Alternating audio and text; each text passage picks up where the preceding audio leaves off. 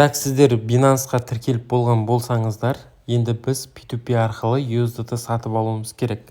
Ол үшін сіздер осы басты бетте тұрған кезде торговля дегенді басасыздар. Торговляның үстін басқан кезде міне ортасында міне конверсия, спот, маржа деп шығып тұрады, соны солға қарай жылжытасыздар. Сол кезде сіздерге P2P деген көрінеді. Осыны басасыздар. Басқаннан кейін дәл осыны P2P-ға өтесіздер. Бірақ сіздерге енді бірінші рет кіріп тұрғандықтан сіздерге новичоксың ба, новичок емессің ба деген сияқты, профессионалсың ба деген сияқты сұрауы мүмкін.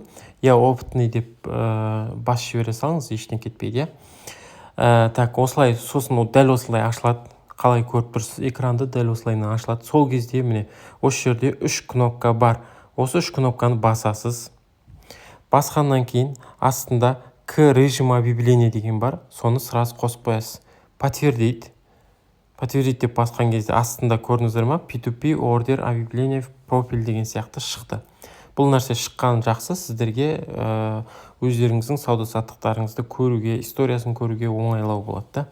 Сол үшін осындай режим қосып қою керек. Енді бұл P2P дегеніміз, осы жерден біз USDT сатып аламыз, яғни өз ақшамызға. Біз, например, ақшамыз қай банкте, сол банк арқылы біз не істейміз? Сатып алады екенбіз. Енді біз мына жерде қарасаңыздар, оплата деген кнопка тұр, үстінен басамыз. Мысалға, бізде Каспий банкте болатын болса, ақшамыз, өзіміздің ақшамыз Каспий банкте болатын болса, онда Каспий банк таңдаймыз. Егер де Халық банк немесе Жусан банк, басқа банктерде болатын болса, сол қандай банкпен жіберейін деп жатырмыз, сол банкты ғана не істейміз? Таңдасақ болады екен. Мысалы, бізде көбісіміз қолданатын ол Каспий. Каспийде, мысалға, мен жіберіп көрсетейін. Подтвердить деп таңдаймын. Сол кезде маған не істейді? Каспий банкпен USDT сататындар маған көрінеді. Міне, мынау мысалға бірінші, екінші, үшінші, төртінші тұрған, каждый не істеп тұрған, яғни USDT сататын адамдар. Енді мен қазір бір ары кетсе 5000 теңгеге ғана сатып алайын деп жатырмын. Сондықтан мына жерде қарасаңыздар, міне лимит деп тұрады. Лимит, например, 700 мыңнан 1 300 мыңға дейін деп тұр. Дәл осындай лимиттарына сіздерге не істеу керек болады? Қарап алу керек болады. Одан кейінгісін қарасаңыздар, 323 мыңнан 323 мың, бір сумманы ғана қойып қойған. Одан кейін астына түсетін болсақ, мысалға 200 мыңнан 2 миллион арасына дейін ғана не істеймін деген, сондай ақша ғана мен сатып аламын деп айтып жатыр. Осы лимиттарына да қарап қоясыздар. Так, жалпы мына жерде 10 мың теңгеге сатып жатыр екен, мына жерде 5 мың теңгеге сатып жатыр екен. Міне как раз.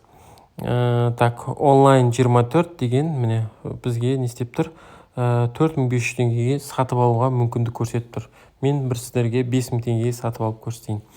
Қараңыздар, сосын мына жерде еще не көріп тұрсыздар, бір как медал сияқты. Бұл мерчант аккаунт дегенді білдіреді. Яғни осы жерде бұрыннан істеп келе жатқан сенімді аккаунт деген сөз. Яғни сіздер сатып алатын болсаңыздар, осындай сенімді галочкасы бар, яғни медалы бар аккаунттан ғана не істеулеріңіз керек? Сатып алуларыңыз керек. Енді купить деген кнопканы басамыз.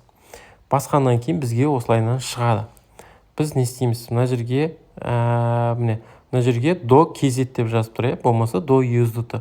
USDT-ның количествосын жазсаңыз болады. Мысалы, мен $1000-ға алам деген сияқты. Ол кезде сіздерге көрсетеді.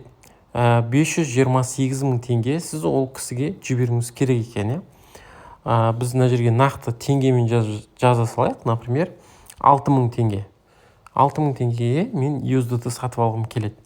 Маған береді екен 11.29 USDT не істейді? Беріп тұр екен. 6000 емес, жарайды, бір 8000-ға сатып ала салайық.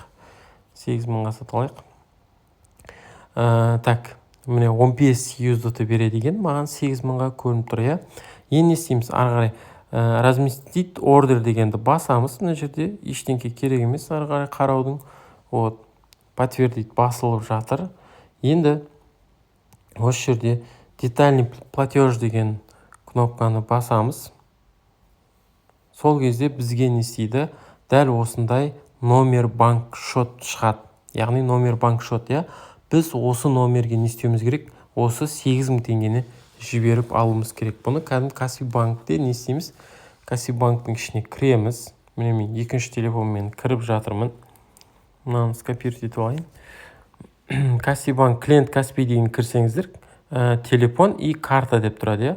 Сол карта деген жерге не істейсіздер? Вставить ете салады екенсіздер. Вот. Құрбанов деген, иә. Құрбанов деп шығып тұр, міне, К деп. Все, осылайынан енді біз не істейміз? 8000 теңгені жібереміз. Все, подтвердить. Мен Каспимен ол кісіге не істедім? 8000 теңгені жібердім. И мына жерде қарасаңыздар, міне, новый чат деп тұр, иә. Чат деген бұл как WhatsApp секілді. Бұл жерде сіздер не істейсіздер? Сөйлесе аласыздар, иә. Мына жерде жазып жүрсеңіздер болады, мысалы. Сәлеметсіз бе деген сияқты. Негізі көбісі орыстарда болып қалуы мүмкін. Орысша жазсаңыз да болады, қазақша, разницасы жоқ. Жаза беріңіздер, ол адамның түсіну түсінбеуіне байланысты енді. Так, типа жібердім деген сияқты жазып қоя салуға болады осындай. Ақшаны дейге. Все, ақшаны жібердік дейміз. Енді мысалы артқа, міне чатта тұрған кезде міне стрелка тұр, иә. Артқа қайтатын. Осы стрелканы не істейміз? Баса саламыз. Сөйтеміз де оплачен далее деген кнопканы басамыз. Яғни біз ақшаны жіберіп қойдық қой. Сондықтан оплачен далее басамыз міндетті түрде.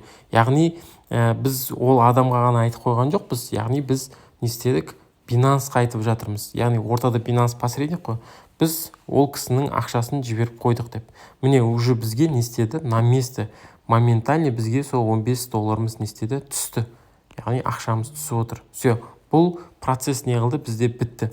Яғни дәл осындай ешқандай қиындығы жоқ. Дәл осылай не істейсіздер? Сатып ала береді екенсіздер. Жалпы өздеріңізде там біреулеріңізде 10 миллион ақша болуы мүмкін, 1 миллион болуы мүмкін, мен білмеймін қанша ақша бар. Жалпы осы лимиттарға қарап бөліп сатып аласыздар міндетті түрде, иә. Сосын тағы бір нәрсе, айта кететін нәрсе, міндетті түрде, мысалға мен қазір мына жерде исполненныйға кірейін енді. Так, мына жерде біз жібердік, иә. Мына жерде жібердік, біз жаңа карта номермен жіберіп едік қой. Сол кімнің аты жөні шығып тұр, то есть сол карта номерге жібереміз. Бірақ мысалға осы Binance аккаунт сіздің аккаунтыңыз, иә. Мысалға осы көрсетіп жатқан аккаунт ол менің аккаунтым. Яғни менің ғана Каспиімнен бару керек. Менің әйелімнің Каспиінен барса, олар не істемейді? Қабылдамай қояды. Яғни третий лицомен оларға никогда ақшаны жіберуге болмайды. Түсінікті ғой, иә? Никогда ақшаны жіберуге болмайды третий лицомен. Вот. Сондықтан да міндетті түрде третий лицоны не істеп алыңыздар. Ұмытып кетпеңіздер, хорошо? Міндетті түрде. Вот. Яғни өз аккаунтыңызбен ғана жіберуіңіз керек, иә? Өз аккаунтыңыз, мысалы өзіңіздің Binance'ыңыз аккаунтыңыз и өзіңіздің Каспиіңізбен ғана жіберуіңіз керек. Әйеліңіздікі болса, әйеліңіздікімен ғана. Жалпы Binance аккаунт кімдікі, соның Каспиімен ғана не істеу керек? Сіздерге жіберу керек. Яғни артқа деп кнопканы басып шығып кетесіздер. Шығып кеткеннен кейін енді мысалға қайтадан міне главный дегенді баса салайық. Осыны главный бетте тұрмыз, иә.